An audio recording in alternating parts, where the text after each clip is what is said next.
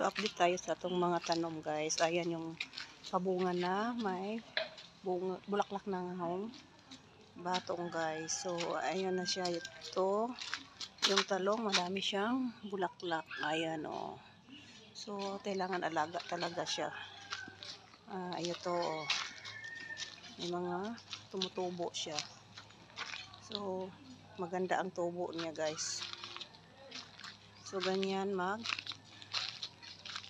alaga ng tanim bis araw-araw. At saka, hambok. Yun talaga. So, maganda siya tingnan, oh. Nakahilera siya, guys. So, dito naman yung malunggay ko sa gilid. So, ayan, tingnan, ang ganda. At dito naman, ang aking okra. So, ayan. Ayan. Green-green talaga yung dahon niya. Ganda yung tubo niya. So, ayan, guys. So, update sa aking mga bagong tanim ngayon. Ayun din sa loob ng aking koral. Ayan. Tubo ng aking okra. So, ito yung mahaba yung guys. Itong sitaw ang haba.